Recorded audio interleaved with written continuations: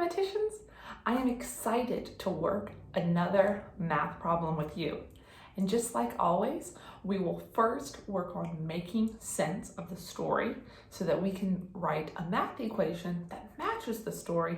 And then we're going to work at looking at a strategy that you could use to solve this problem. But as always, we remember that there are lots of different strategies that we can use to solve math problems. So if there's a different strategy that you want to use to solve this problem, that's okay. But go ahead and take time to learn from the strategy that I'm showing you. So first things first, follow along as I read the problem to you. Wendy has been collecting pennies in her piggy bank. In September, she collected 27 pennies. In October, she collected 48 pennies. How many pennies did she collect? So, are you already thinking about how you might solve it? Now that we have read this just one time through, we will take it sentence by sentence to write our math equation. Wendy has been collecting pennies in her piggy bank. So it told me that she's collecting pennies in her piggy bank, but it didn't tell me how many. So let's keep reading. In September, she collected 27 pennies. So I'm going to get started with pulling out important information. I'm going to write the number 27 and I'm going to label it with an abbreviation for September. And you could label it pennies in September, but I'm not writing the word pennies just because pennies are the only thing, the only object in this story.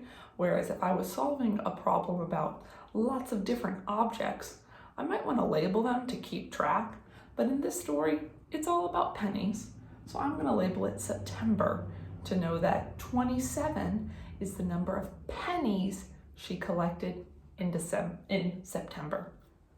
My next sentence says, in October, she collected 48 pennies. So I'm going to write the number 48 and label it October. So now let's look at our question. How many pennies did she collect? So the story only told us about the pennies that she collected in September and October. So I think we have all the information about the pennies that Wendy collected. So if we want to know how many she collected, what do we need to do to these numbers to turn them into a math equation? Write an addition sign and then put a box. And I can label my box just all pennies because that is all the pennies that Wendy has. So today we are going to look at the strategy of adding by combining like units without a picture. So we're going to use this strategy because one thing that we want to do as second graders, I'm not a second grader, but you are, we want second graders to be able to add within 100 without a picture. And adding using like place value is one way that we can do that. So follow along as I do this step by step. So I'm actually going to rewrite it over here. I'm going to say 27 plus 48. So when I say to add by like units, I'm talking about place value. So in this problem, it would be my tens and my ones. So let's add our tens first. If I look at the number 27, and I'm gonna you can either underline or check mark to keep track. How much is that 2 worth? Is it just a 2? No, it's a 20. So I'm gonna write 20 right here. And now I need to look at my tens place in 48. Think about the way that you say that number, 48, because your 4 is a 40.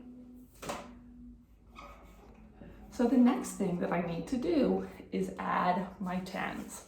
So I want you to think in your head for a second, what is 20 plus 40?